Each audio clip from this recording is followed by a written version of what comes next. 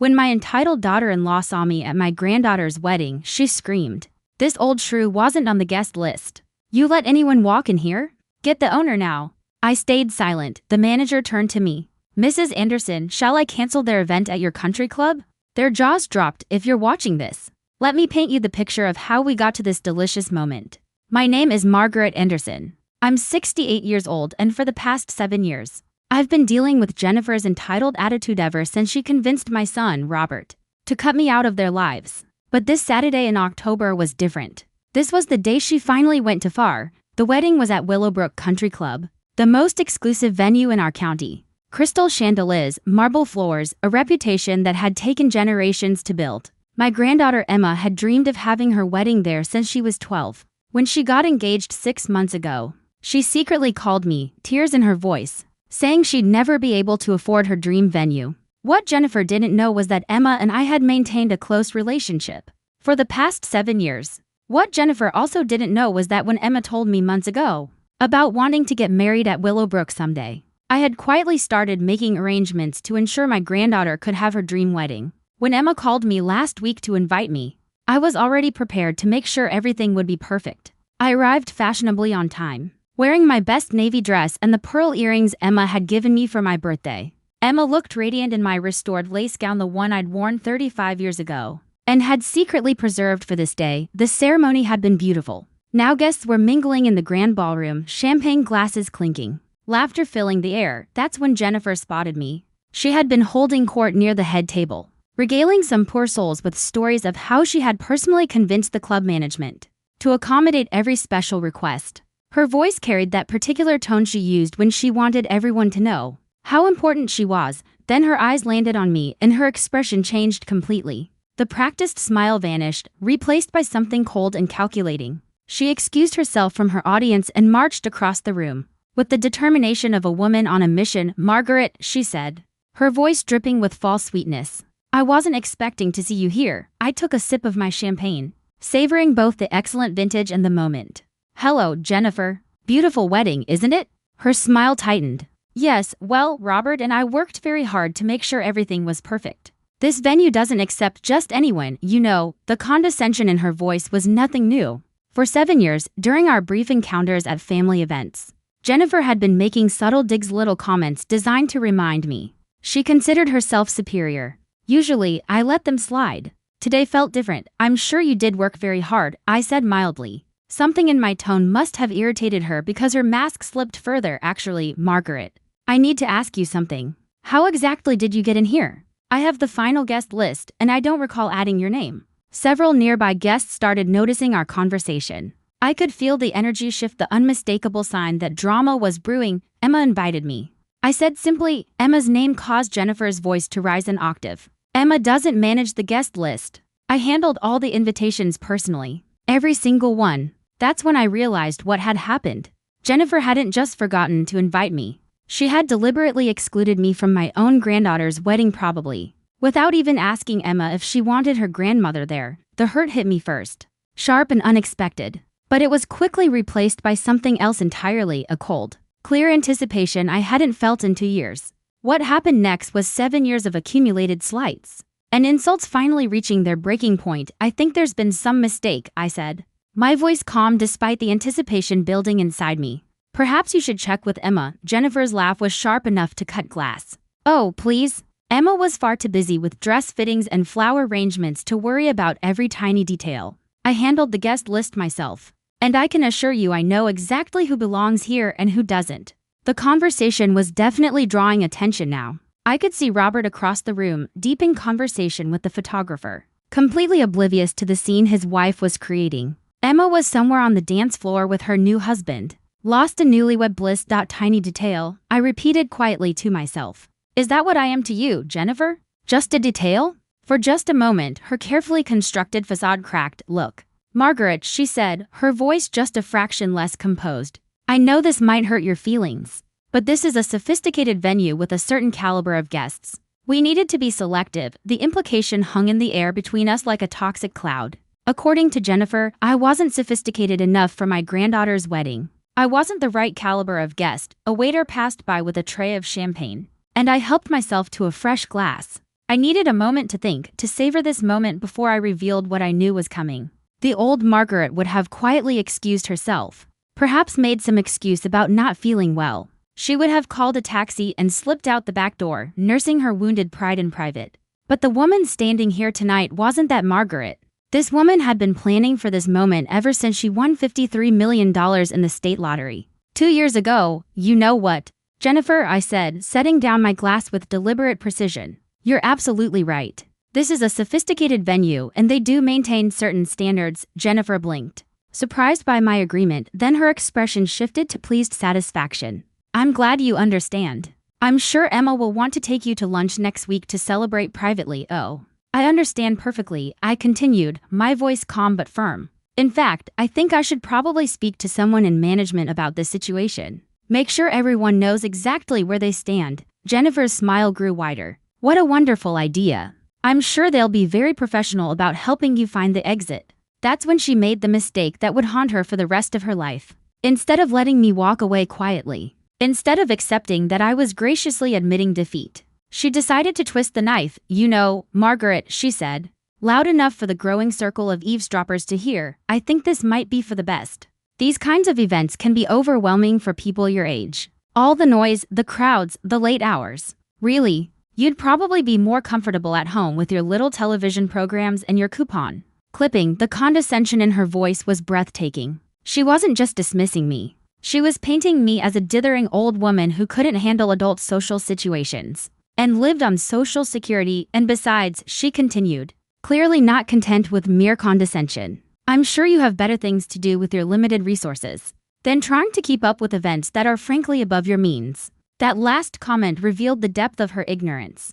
Jennifer thought I was some pathetic widow scraping by on a pension, desperately trying to crash upscale events I couldn't possibly afford. She had no idea of my actual financial situation because she had never bothered to ask. She had never bothered to know anything real about me at all. You're absolutely right, I said, my voice growing stronger. I should definitely speak to management. In fact, I think I'll ask for the owner personally. Jennifer's eyes lit up with malicious glee. Perfect. I'm sure they'll sort this out quickly. I'll even help you find them. She turned to wave over one of the staff members, a young man who was clearly trying to pretend he hadn't been listening to our entire conversation. Excuse me, Jennifer called imperiously. We need to speak to whoever's in charge here. There's been a gate-crashing situation that needs immediate attention. The staff member, whose name tag read Marcus, approached reluctantly, his professional smile not quite hiding his discomfort. Jennifer, however, was practically glowing with anticipation. She had positioned herself slightly behind me as if ready to watch me be escorted out in disgrace. Of course, ma'am, Marcus said diplomatically. If you'd like to speak with management, I can certainly arrange that. Perhaps we could step into the office where it's more private. Oh, no. Jennifer interrupted smoothly. I think it's better if we handle this right here. Transparency, you know. Everyone should see how professionally your establishment deals with uninvited guests. The word uninvited dripped with venom. Several guests actually stepped back. I could see faces in the crowd, people I'd known for years, friends from the garden club, neighbors, family friends watching this public humiliation with a mixture of embarrassment and curiosity. Robert was still nowhere to be seen, probably deep in discussion about golf with Emma's new father-in-law. My granddaughter was spinning on the dance floor, completely unaware that her grandmother was being treated like a common trespasser. At her own wedding, Mrs. Anderson, Marcus said carefully. I noticed Jennifer's sharp intake of breath at the use of my name. He clearly recognized me as the owner but was maintaining professional discretion. Would you prefer I call Mr. Phillips directly? Or would you like to wait for him to make his regular rounds? Mr. Phillips? Jennifer's voice rose an octave. Who is Mr. Phillips? The club manager, Marcus explained, though he kept his eyes on me with a look that seemed almost knowing. He should be here shortly. He always checks on major events personally. Perfect, Jennifer declared. Mr. Phillips can sort this whole thing out. I'm sure. He'll be very interested to know that uninvited guests are somehow getting past your security. What she didn't notice, but I certainly did, was how Marcus' jaw tightened at her tone. How his professional smile grew slightly more forced. Jennifer was making assumptions about her importance, assumptions that were about to backfire spectacularly. In the meantime, she continued. Perhaps this person could wait somewhere less visible. We have photographers documenting the evening, and I'm sure you understand that we can't have inappropriate individuals in the background of the official photos. Inappropriate individuals. The phrase hung in the air like a challenge. I had been holding my tongue, letting Jennifer dig her hole deeper and deeper. But that phrase pushed me past my limit not because it hurt, but because it was time to reveal just how spectacularly wrong she was about everything. Jennifer, I said quietly, are you quite sure you want to continue this conversation in public? Something in my tone made her pause. For a fraction of a second, I saw uncertainty flicker across her face. But her pride and her audience wouldn't let her back down. I'm simply trying to protect the dignity of this event, she said, raising her chin. Emma deserves to have her special day respected. Emma deserves better than this, I agreed. She deserves better than having her grandmother publicly humiliated at her own wedding. Her grandmother was invited, Jennifer shot back. You, however, were not. That's when I saw him. Robert, finally breaking away from his conversation, was heading toward us with a confused expression. He had clearly noticed the gathering crowd and was coming to investigate. This was going to be interesting. Was my own son going to support his wife's cruelty, or would he remember that I was his mother? Mom, Robert called as he approached. What's going on here? Jennifer immediately turned to him, her expression shifting to wounded innocence. Oh, Robert, thank goodness your mother is here. She seems confused about the guest arrangements. I've been trying to explain gently that there's been some kind of misunderstanding. I watched Robert's face carefully, looking for any sign of what he truly knew.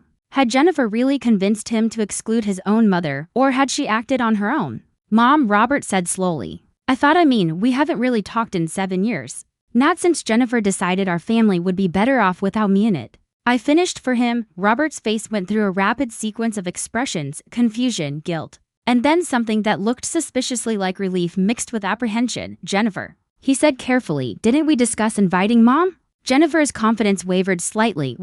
We talked about it, but you said yourself she probably wouldn't want to come. That it might be awkward given our history. What I said, Robert replied, his voice growing firmer, was that I hoped she would want to come despite our problems. I never said not to invite her. Before Jennifer could respond, Marcus cleared his throat respectfully. Excuse me, but Mr. Phillips is here now, if you'd still like to speak with him. I turned to see a distinguished man in his 50s approaching our group. He carried the confident bearing of someone accustomed to managing difficult situations and demanding clients. Jennifer straightened immediately, preparing to present her case to the authority figure who would surely vindicate her position.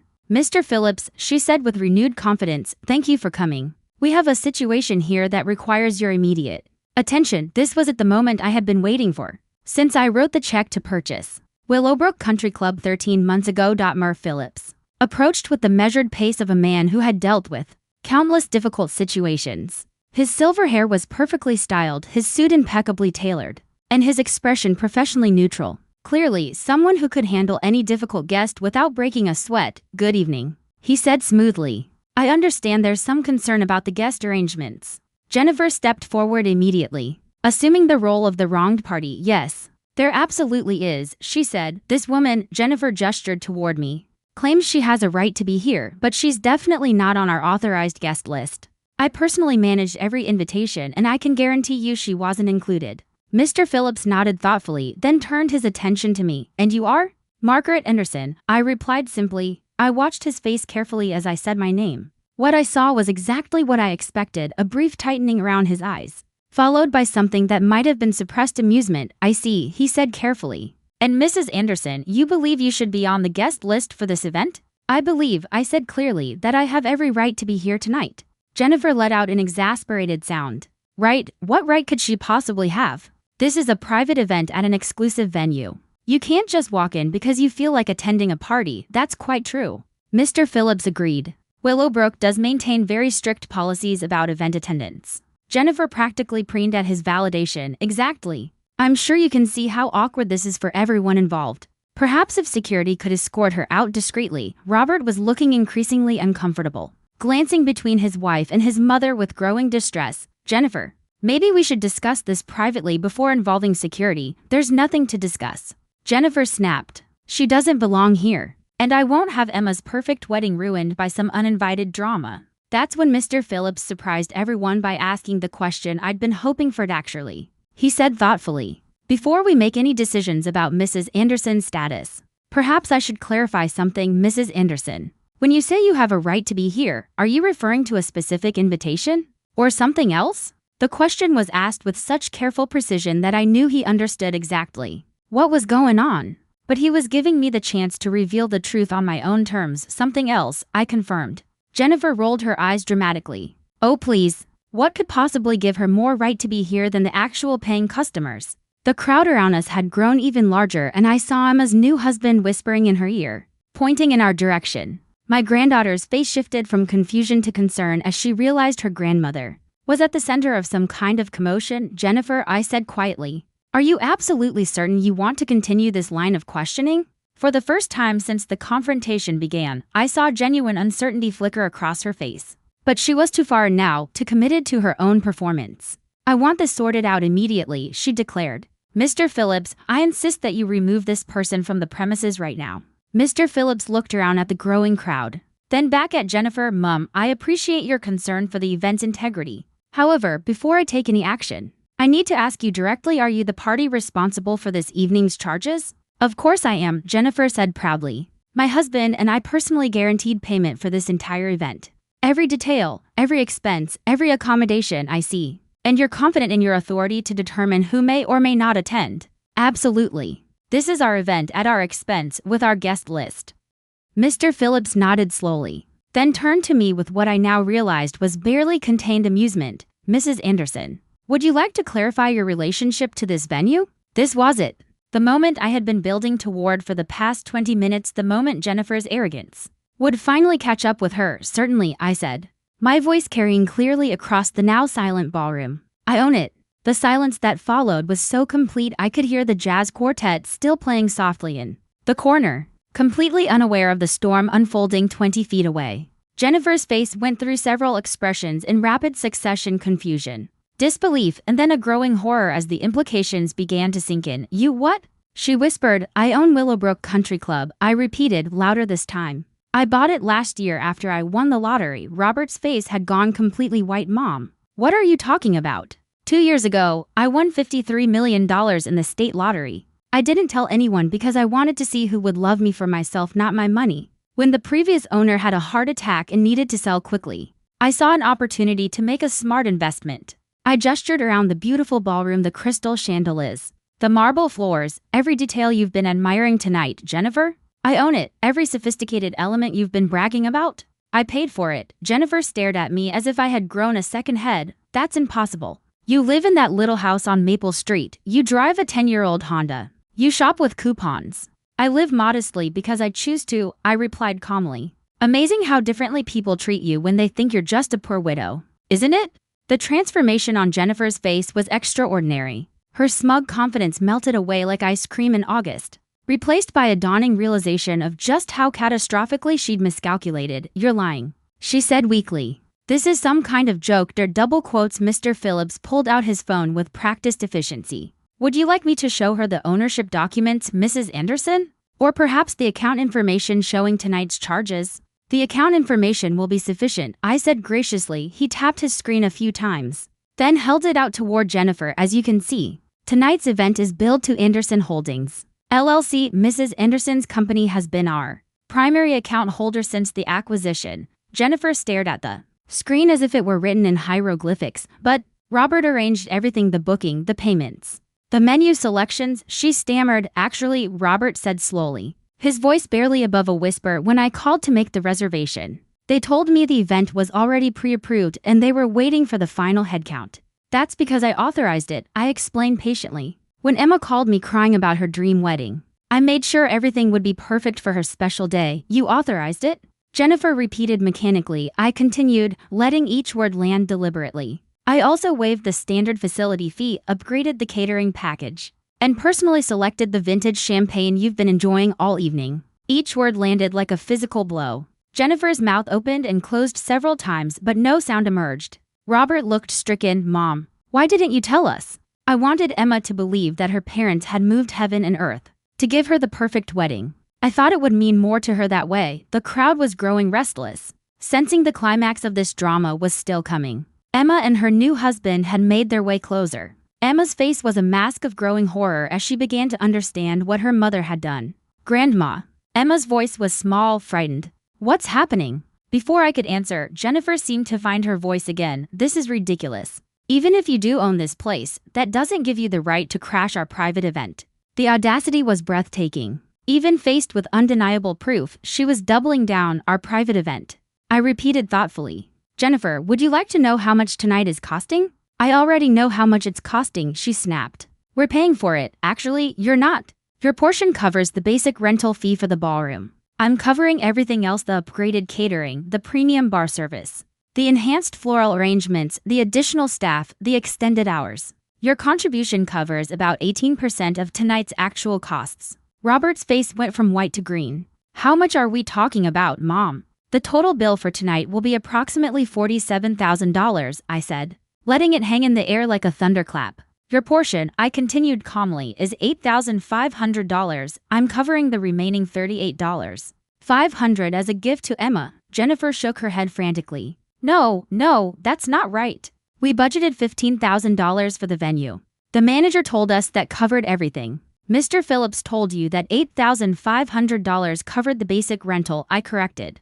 I believe there may have been some miscommunication about what everything included. Mr. Phillips stepped forward diplomatically. When Mrs. Anderson called to book the event, I explained that she had already approved enhanced services for her granddaughter's wedding. The pricing you were quoted reflected only the portion not covered by Mrs. Anderson's account. But we thought, Robert started, then stopped as the full picture finally became clear. You thought you were the big shots who'd secured the impossible booking through your own influence and wealth, I said gently. And I let you think that because I wanted Emma to be proud of what her parents had accomplished. Emma was crying now, whether from embarrassment or gratitude, I couldn't tell. Grandma, I'm so sorry. I had no idea they hadn't invited you properly. You have nothing to apologize for, sweetheart. This is your special day. And nothing that's happened here changes how beautiful you look or how much we all love you. But Jennifer wasn't finished. Even cornered, even humiliated, she wasn't ready to surrender. Fine, she said, her voice sharp with desperation. So, you own the place. That doesn't change the fact that you weren't invited. This is still our family event, and we still have the right to decide who attends. The legal implications of what she was suggesting sent a murmur through the crowd. She was essentially arguing that paying for an event at a venue gave her the right to exclude the venue's owner. Mert Phillips looked positively alarmed. Ma'am, I'm not sure that's exactly how venue rental agreements work, actually, I said thoughtfully. She raises an interesting point. I let my gaze sweep across the crowd, ensuring everyone was paying attention. Jennifer believes that paying for an event gives her absolute authority over the guest list, even if it means excluding family members. I paused, letting the weight of the statement sink in. So, let me ask you this, Jennifer. If paying for an event gives someone the right to control the guest list, and I'm paying for 82% of tonight's costs, what exactly do you think that means for your authority? The mathematical reality hit Jennifer like a freight train. If payment determined authority, then her $8,000 contribution gave her precisely 18% control over tonight's decisions, and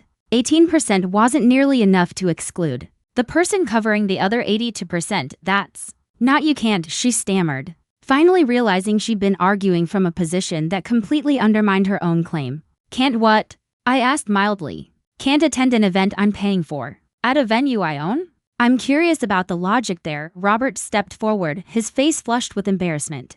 Mom, I think there's been a massive misunderstanding. Jennifer, why don't we? No, Jennifer cut him off, her voice rising to a pitch that would surely be audible on someone's wedding video. I don't care who owns what or who paid for what. She wasn't invited, and that should be the end of it. The irony was almost painful. Jennifer had started this confrontation by publicly humiliating me for supposedly not belonging at a sophisticated venue. Now, she was arguing that ownership and payment were irrelevant to attendance rights. You know what? I said, pulling out my phone. You've raised such an interesting legal question that I think we should get an expert opinion. I scrolled through my contacts and tapped a familiar name. Harold, yes, it's Margaret. Sorry to bother you on a Saturday evening, but I have a fascinating contract law question for you.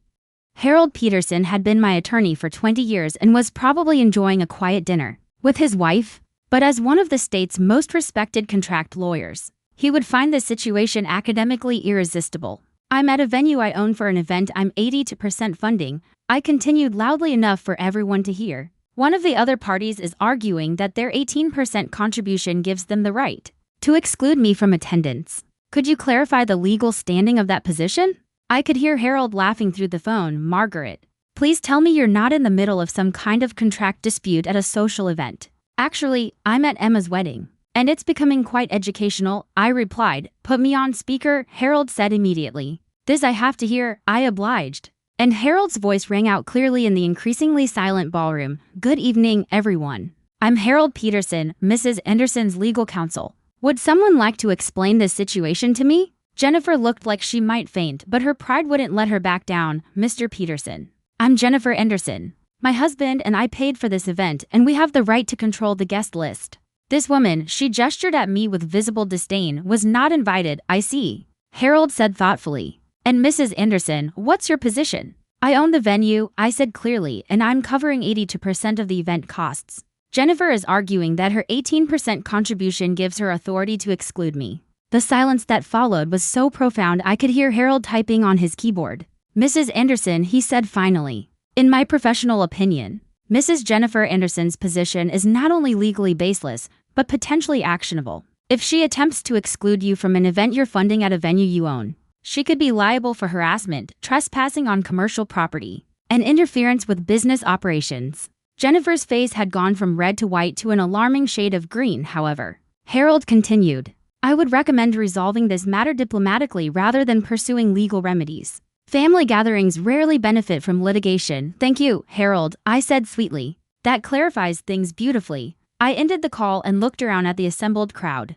Emma was still crying, though her expression now leaned more toward relief than distress. Robert appeared to be seriously reconsidering some life choices. Jennifer, on the other hand, looked like she was calculating the fastest route to the nearest exit. So, I said conversationally, now that we've established the legal framework, perhaps we can move forward with the evening, but I wasn't quite finished with Jennifer yet. 7 years of being treated like an unwanted burden had built up a substantial debt of justice. And tonight seemed like the perfect time to collect. Jennifer, I said, my voice carrying the authority of someone who had just been confirmed as holding all the cards. Before we continue with the festivities, I think we should address a few things. Jennifer looked at me with the expression of someone who'd just realized they were trapped in a room with no exits. First, I continued, I'd like you to apologize to Emma for creating this scene at her wedding, Grandma. You don't have to. Emma started. Yes, I do, I said firmly. Your mother chose to turn your reception into a public spectacle, rather than handle a simple misunderstanding with grace.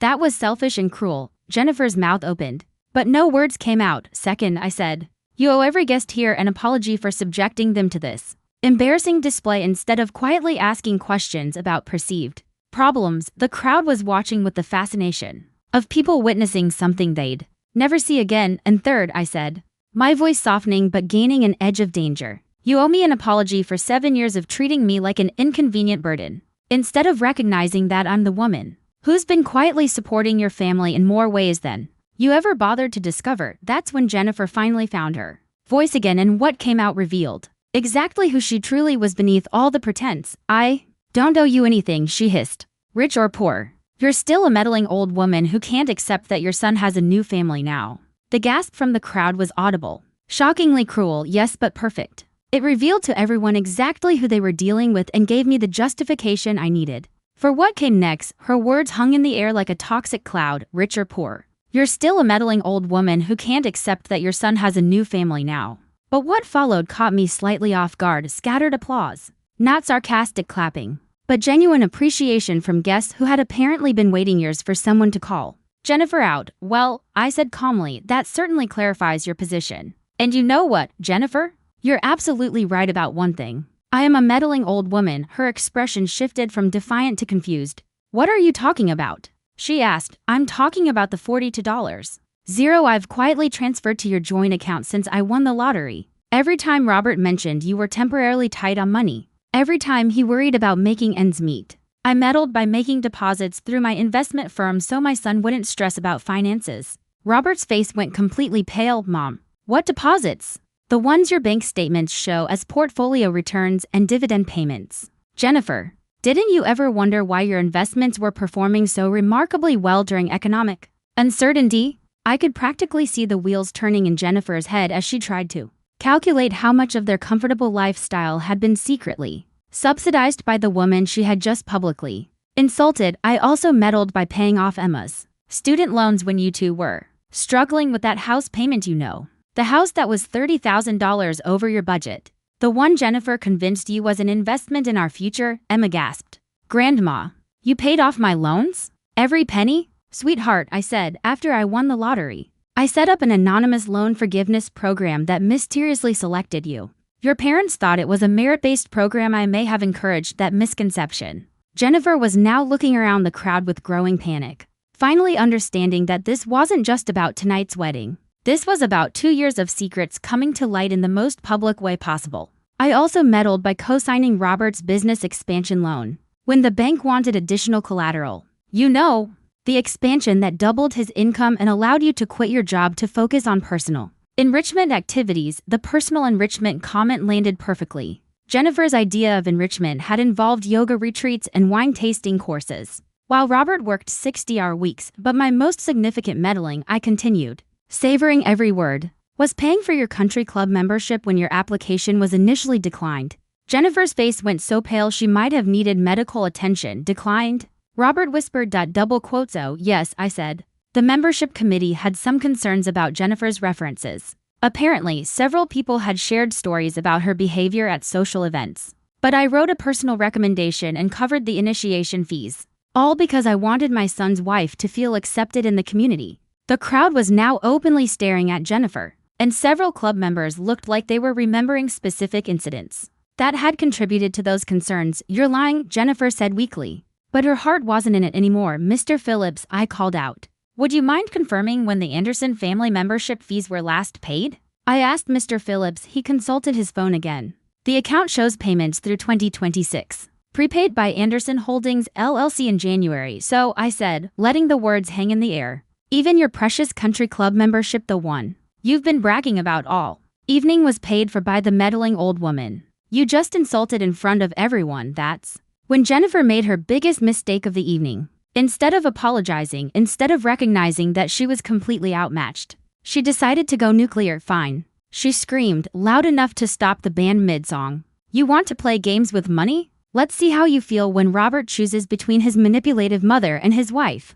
She grabbed Robert's arm and started pulling him toward the exit. We're leaving right now, and if you ever want to see your grandchildren again, you'll stop this public humiliation immediately. Robert resisted her pull, glancing back and forth between his wife and me, his anguish plain. Jennifer, please, let's just calm down, I started. No, she shrieked. I'm done being manipulated by this woman. Choose Robert, your wife and children, or her. The ultimatum hung in the air like a loaded gun. Jennifer had just demanded that my son choose between his family and his mother at his daughter's wedding in front of 100 witnesses. But what she didn't understand was that ultimatums only work when you actually hold the power. The silence in the ballroom was deafening. Even the waitstaff had stopped moving, frozen by the drama unfolding before them. Emma was crying openly now, her perfect wedding day dissolving into a nightmare. Robert stood paralyzed, caught between his wife and me, his face a mask of anguish. I almost felt sorry for him, almost. Well, Robert, Jennifer demanded, her voice shrill with hysteria. Are you going to let your mother continue manipulating our family? Or are you going to stand by your wife? Before Robert could answer, I stepped forward. Actually, Jennifer, since you're so fond of ultimatums, let me give you one of my own. Her eyes widened. But she was too far gone to back down. Now you have two choices, I said, my voice carrying clearly across the silent room. You can apologize to everyone here for the scene you've created. Thank me graciously for supporting your family all these years. And we can finish Emma's wedding like civilized people. I paused, letting the first option sink in. Or, I continued, you can continue this tantrum. And I can show everyone exactly what happens when you bite the hand that's been feeding you for 2 years. What's that supposed to mean? Jennifer snapped. I pulled out my phone and opened my banking app. It means I can cancel every automatic transfer, every account subsidy, every financial arrangement I've made on your behalf tonight right now. While everyone watches, Robert's face went from pale to gray. Mom, please. Oh, I'm not finished, I continued, warming to my theme. I can also call the mortgage company on Monday and explain that the co-signer wants to review the terms of her guarantee. I wonder how they'll feel about your payment history once my backing is removed. Jennifer was shaking now, finally understanding just how precarious their entire lifestyle had been. And then there's the country club membership, I added. I imagine the board would be very interested to learn about tonight's behavior, especially since the membership agreement includes clauses about conduct reflecting on the club's reputation. You wouldn't, Jennifer whispered. Wouldn't I? I asked mildly. You just publicly called me a manipulative old woman. and demanded that my son choose between his wife and his mother at my granddaughter's wedding. A wedding I paid for. At a venue I own, the crowd watched spellbound, like they were witnessing a masterclass in controlled destruction. But wait, I said, feigning a sudden recollection, there's more.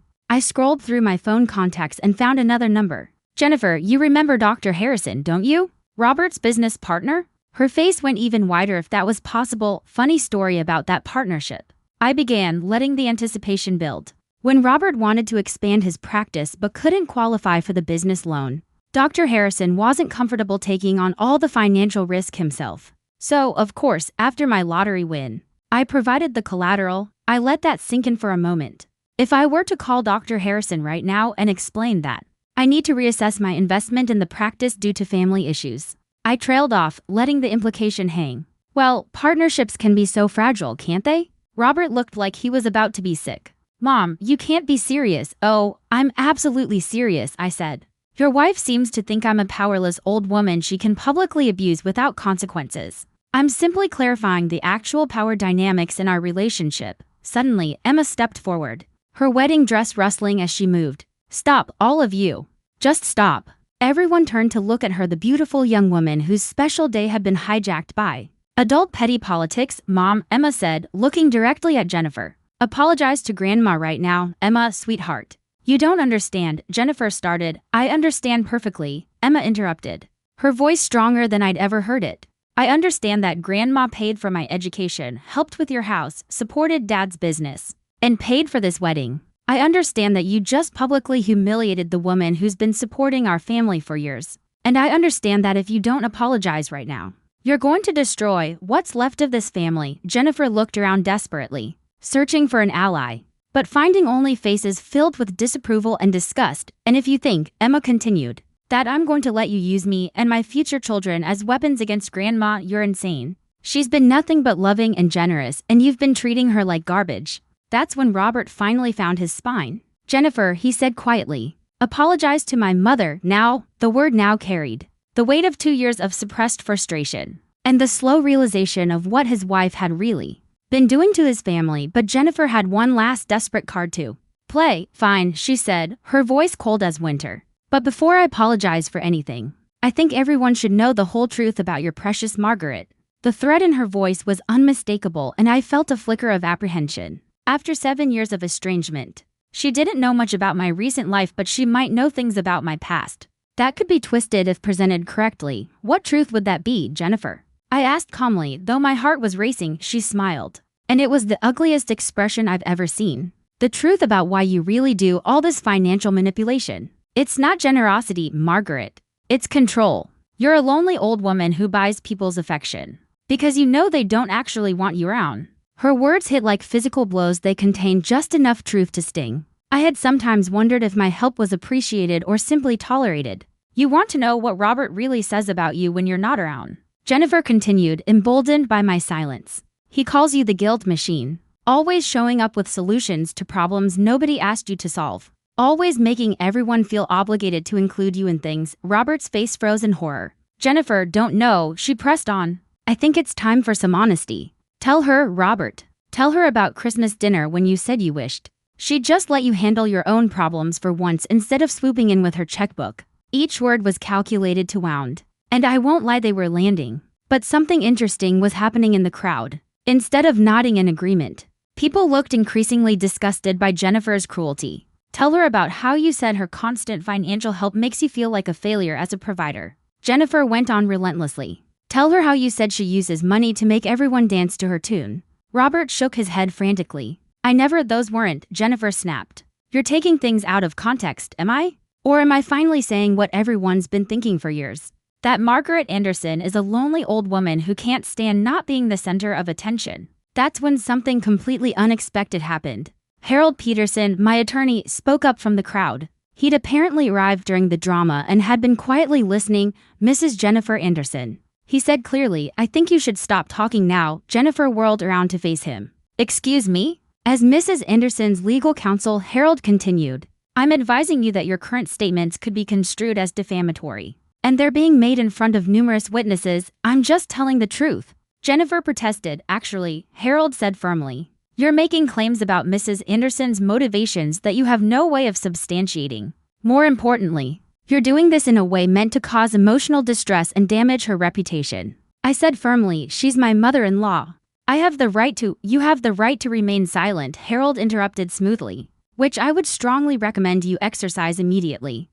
But Jennifer was beyond reason now. 7 years of resentment and frustration poured out of her like a toxic flood. You want to know the real truth? She screamed. The truth is that Margaret has been playing puppet master with our lives. Since the day she won that lottery. Every gift, every payment, every generous gesture comes with strings attached. She's been buying our compliance for years. That's enough, Emma's voice cut through her mother's tirade like a knife. But Jennifer wasn't done. No, Emma, you need to hear this. Your grandmother isn't the saint you think she is. She's a controlling, manipulative woman who paid for my education so I wouldn't graduate with debt. Emma interrupted, her voice dangerously quiet. Who made sure Dad's business succeeded so we'd have financial security? Who's been quietly taking care of our family for years while asking for nothing in return? Except basic respect? Jennifer's mouth opened and closed like a fish out of water. You know what I think? Emma continued, her voice growing stronger. I think you're angry because Grandma's generosity makes your selfishness look even worse by comparison. I think you've been taking advantage of her kindness for years. And now you're embarrassed that everyone can see it. That's not, Jennifer started. It is exactly that, Robert said quietly, finally speaking up. Emma's right. Mom, I owe you an apology. A huge one. He turned to face me directly. I never said those things. Jennifer's eyes widened. Robert, what are you doing? I'm telling the truth, he replied. Something you seem to have forgotten how to do. Yes. I sometimes felt uncomfortable accepting your help, he continued. But not because I didn't appreciate it. Because I felt like I should be able to provide for my family without my mother's assistance. And yes, there were times when I wished I could give you things instead of the other way around. That was about my pride, not about your motivations. Jennifer stared at him like he'd grown a second head.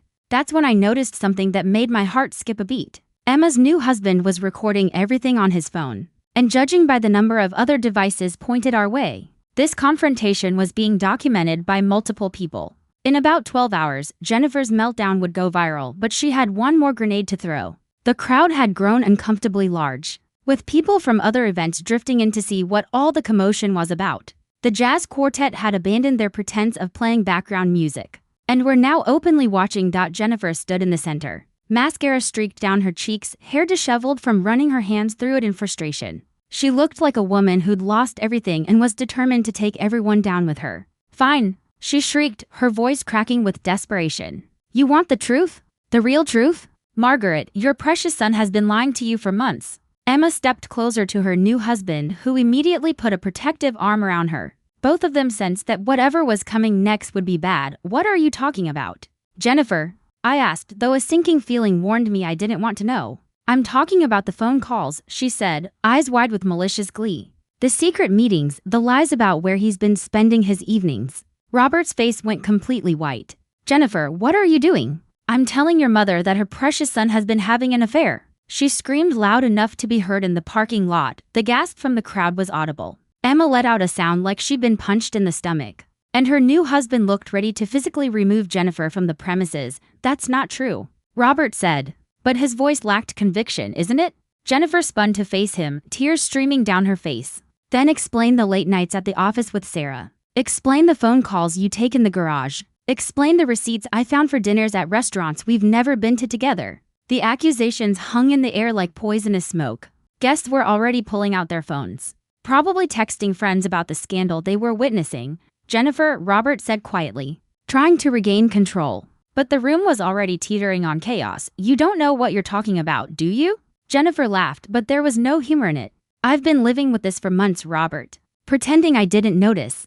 Pretending I didn't care. But I'm done pretending. That's when Dr. Harrison stepped forward from the crowd. I hadn't noticed him arrive. But he had apparently been watching the disaster unfold from the sidelines, actually. Robert, he said clearly, I think I can clarify the situation. All eyes turned to him. And I saw Jennifer's triumphant expression begin to falter. Mrs. Anderson, Dr. Harrison said, addressing Jennifer directly. You're absolutely right that Robert has been meeting with Sarah. They've been having secret conversations and making plans behind your back. Jennifer's face lit up with vindication, but Dr. Harrison wasn't finished. However, those meetings weren't about an affair. They were about planning a surprise party for your 10th wedding anniversary next month. Sarah was helping Robert coordinate with the travel agent because her sister works for the company you used for your honeymoon. The silence that followed was so complete you could have heard a pin drop. A surprise party? Jennifer's voice was barely a whisper. Robert wanted to recreate your honeymoon trip to Italy. Dr. Harrison continued gently. Sarah was helping him coordinate with the travel agent and the hotel where you stayed. The late nights at the office? He was working extra hours to afford the trip without asking his mother for help again. Robert stared at his wife with a mixture of heartbreak and disbelief. Jennifer, how could you think I would cheat on you? How could you think I would do that to our family? Jennifer stammered, finally beginning to understand the magnitude of what she'd done. The dinners at restaurants, Robert continued, his voice breaking. Those were meetings with the travel agent and hotel coordinator. I was trying to surprise you with the most romantic anniversary you've ever had. Emma was crying again, but now it seemed to be from grief rather than anger. Mom, how could you destroy everything like this? She asked. I didn't mean, Jennifer started, but the words died in her throat as she looked around. Disgust, pity, and disappointment reflected back at her from every direction. That's when I realized something that changed everything. Jennifer wasn't evil. She was deeply, profoundly broken. Years of feeling inadequate had twisted her perception until she saw threats everywhere and kindness nowhere. But understanding her pain didn't excuse the damage she'd just done to my family. Jennifer, I said quietly, I think you need to get some help. She looked at me, red, swollen eyes brimming with tears. What? Professional help, therapy, counseling. Something to deal with whatever's making you so unhappy that you destroy your own family. Rather than accept kindness from someone who loves you. The ballroom had grown quiet, except for Jennifer's soft sobbing. Guests were starting to drift away, probably heading home to call friends and family about the most dramatic wedding reception they'd ever witnessed. Emma stood in the center, still beautiful in her wedding dress, but with tears that had nothing to do with joy. Her day had been ruined by her mother's paranoia and cruelty, and everyone knew it. I'm sorry, Jennifer whispered, finally looking at me directly. I'm sorry for tonight. I'm sorry for the past 7 years. And I'm sorry for being too proud and insecure to see what you were trying to do for our family. I accept your apology, I replied. But Jennifer, sorry isn't enough. You need to do the work to figure out why you've been so unhappy, and why you chose to take it out on people who care about you. She nodded, tears flowing again. I will, I promise I will. Robert approached his wife carefully, like someone approaching a wounded animal. Jennifer, we need to talk seriously about everything, about us, about our marriage, about getting help. I know, she said quietly. I know I messed up. I know I've been difficult. I just felt like everyone was moving on without me, like I didn't matter to anyone anymore. Then Emma surprised everyone by walking over and hugging her mother. Mom, she said softly, you matter to me. You matter to Dad. You even matter to Grandma, even after everything you've put her through. But you have to stop pushing away everyone who tries to love you. I watched this moment of reconciliation with mixed feelings. Part of me was proud of Emma for showing grace under pressure. Part of me worried that Jennifer might see forgiveness as permission to continue her behavior. But then Emma turned to address the remaining guests. Ladies and gentlemen, she said, her voice carrying clearly across the ballroom. I want to thank you all for being here tonight to celebrate my marriage to David. This evening hasn't gone exactly as planned, but it's taught me something important about family. She looked at me with such love and gratitude that my heart swelled. Family isn't about who pays for what or who owes whom. It's about who shows up for each other, especially when things get difficult. And my grandmother has been showing up for our family for years. Even when we didn't deserve it. The remaining guests began to applaud, and I felt tears prick my eyes. So, while tonight has been educational, Emma continued with a slight smile, I want everyone to know that I couldn't be happier to be married to David. And I couldn't be more grateful to have a grandmother who taught me what real love looks like. As the evening wound down and guests began to leave, Jennifer approached me one more time. Margaret, she said softly, I don't expect forgiveness. I don't even know if I deserve it, but I want you to know that I'm going to get help, real help. And I'm going to do whatever it takes to make things right with this family. That's a start. I replied. But Jennifer, actions matter more than words. Show us. Don't just tell us. She nodded and walked away to find Robert, who was standing by the windows, looking out at the garden. Emma and David came over to say goodbye. And Emma hugged me tightly. Thank you, Grandma, she whispered. For everything. For the wedding, for college, for never giving up on our family, even when we gave up on you. Thank you for being brave enough to invite me, I replied. And for standing up for what's right, even when it was hard. As I drove home that night, I reflected on everything that had happened. 7 years of family dysfunction had exploded in the most public way possible. But maybe that was what was needed. Maybe some wounds have to be opened before they can properly heal. My phone buzzed with a text from Emma. Thank you for making my wedding unforgettable. Not for the drama, but for showing me what it looks like when someone stands up for themselves with grace and strength. I love you, Grandma. I smiled as I pulled into my driveway. The little house on Maple Street had never looked more welcoming. Tomorrow, I'd call Harold about setting up a college scholarship fund in Emma's name. Next week, I'd look into family therapy resources for Robert and Jennifer. But tonight, I was going to sit on my porch with a cup of tea and enjoy the quiet satisfaction of knowing that sometimes the best revenge is simply refusing to be treated poorly. At 68 years old, I'd finally learned that respect isn't something you can buy with kindness or money. It's something you have to demand for yourself, and demanded I had. The lottery had given me financial freedom, but tonight had given me something even more valuable. The knowledge that I didn't have to accept mistreatment from anyone, family included. Some might call what happened tonight dramatic or over the top. I prefer to think of it as educational. Jennifer learned that actions have consequences. Robert learned that enabling bad behavior helps no one. And Emma learned that standing up for what's right is always worth doing, even when it's difficult. As for me, I learned that sometimes the most generous thing you can do for someone is refuse to enable their worst impulses. Love doesn't mean accepting abuse. Love means caring enough to demand better, and that, I thought, as I sipped my tea under the stars, was a lesson worth $53 million. Thanks for listening. Don't forget to subscribe and feel free to share your story in the comments. Your voice matters.